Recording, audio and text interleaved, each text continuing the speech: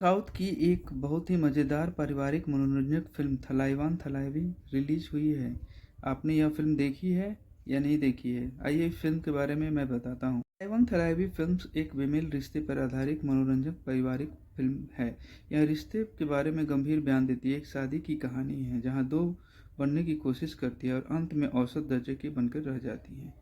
आप कई बातों पर विचार कर सकते हैं, जैसे कि परिवार में छोटी-छोटी बातों पर झगड़े हो सकते हैं, परिवारों में लैंगिक समानता कैसे काम करती है और क्या तलाक पर फ़िल्म की कट्टरपंथी रूप थोड़ा टेढ़ा है?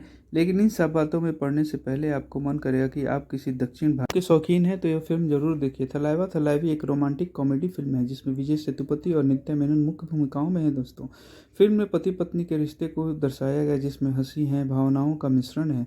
फिल्म की शुरुआत एक मज़ेदार अंदाज में होती है जिसमें हास्य कलाकार योगी बाबू भी शामिल हैं और फिर विजय और नित्या के शुरुआती दिनों की झलक मिलती है जब प्यार हवा में उड़ रहा होता है। हालांकि फिल्म में कुछ ऐसे भी लैग्स भी आते हैं जिसमें दूसरे भाग में आपको देखने को मिलेंगे दोस्तों, लेकिन क्लाइमेक्स इसमें अच्छा काम करता है। थलाइवा थलाइवी फिल्म भी एक मज़ेदार व्यंजन मदुरई व्यंजन की तरह है दोस्तों।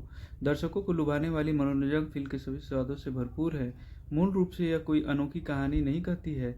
यह एक ऐसे जोशीले जोड़े की कहानी है जिसमें वैवाहिक जीवन के उनके परिवारों और दोस्तों द्वारा पहले से ही उलझे हुए रिश्तों में अनावश्यक मसाला डालने से काम बिगड़ जाता है।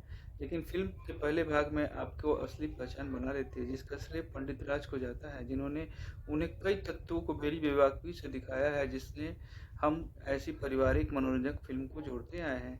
इरादे और उद्देश्य के साथ निर्मित यह फिल्म हमें याद दिलाती है कि यह टेम्पलेट अभी भी काम कर सकता है और पितृसत्ता नामक मायावी राक्षस उस दुनिया में अपना सिर उठाएगा। इसे आश्रय देने के लिए बनाई गई है। नित्या मेनन जो कि अर्शी के रूप में है, उनके परिवार से शुरू करते हैं जो अपनी नवजात बेटी का मुंडन संस्कार कराने हेतु अपनी कुल देवी के मंदिर में जा रही है।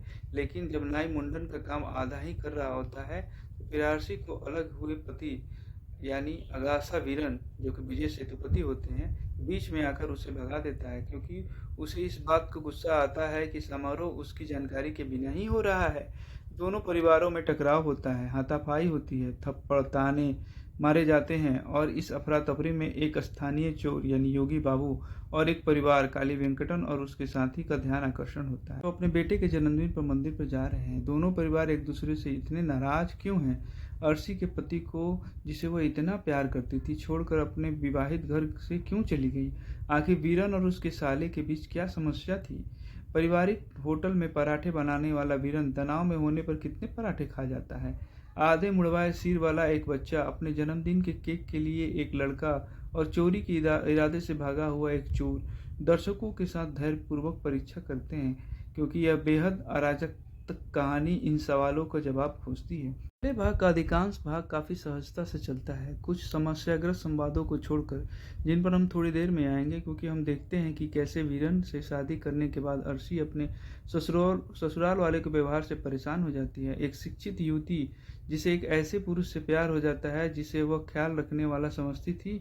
अर्शी सवाल करती है कि क्या उसकी शादी उसके होटल में अवैतनिक मजदूर के रूप में काम करने के लिए हुई है क्या, जिसे आरामदायक जीवन का एक वादा किया गया था और जहां वास्तव में एक अर्शी बन पाएगी।